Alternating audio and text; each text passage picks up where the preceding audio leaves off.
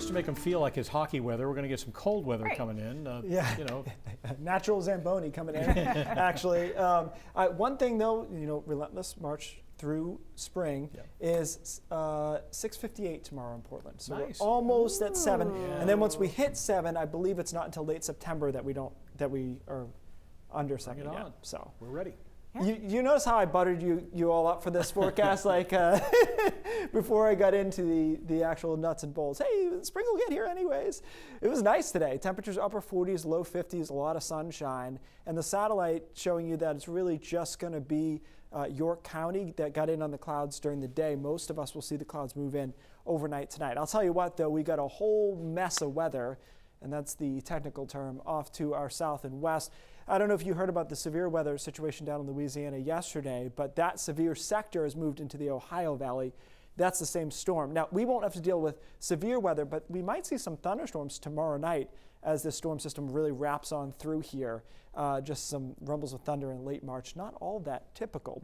So because of the timing of this system, it's going to move through in the coldest part of the night, which is usually, give or take, 2 a.m. to 5 or 6 a.m., depending on the time of the year.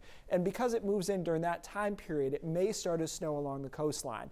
But if it does, it'll be really short-lived. So unless you're up at 2 or 3 in the morning, you're probably not going to even notice any snow along the coast. Now, as you go farther inland, it'll be snowing and some sleet as well through the morning commute. But eventually, this thing devolves, this is 8 a.m., into a sleet storm, I think especially into the foothills and eventually into the mountains. Things lighten up a bit tomorrow afternoon. We see sleet pellets off and on. Rain snow line gets into Lewiston, into Augusta, into Freiburg as well. And then a second wave comes through. That's that severe weather wave that will be thunderstorms for us, I think, over southern coastal Maine on Thursday night into Friday, kind of in the middle of the night, which is very inconvenient.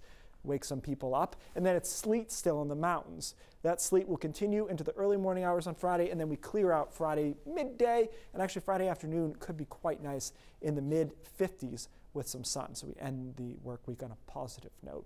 This map doesn't tell the whole story, right? So if you didn't listen to anything I just said, then you'll think, oh, okay, a couple of inches of snow, but a lot of this, especially in this zone here, will fall as sleet. So we'll see sleet, some snow, some freezing drizzle, all that. It gets a little cleaner into the mountains, but I think sleet is still a decent part of that forecast. So I mentioned before how, you know, I thought this could be a defining storm for winter enthusiasts, and it kind of ends up in the middle. The mountains, I do think, get a net gain out of this. I don't know that you want to go out there and ski in it because it'll probably be sleet, but eventually it is largely wintry.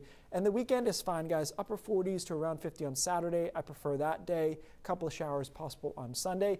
And then, you know what, for this time of the year, pretty cold Monday and Tuesday. Upper 20s, overnight lows in the teens and 20s, and then some moderation there on Wednesday. Yeah, see, I think we're about done with the overnights in the teens. It's time to put those to rest. Yeah, it's funny you said that. The 30s during the day don't bother me, but the teens overnight, I was like, nah, I don't really want to do that. Which makes for, as we were talking about before, a very cold start in the morning. Yes, yeah. Thanks, Keith.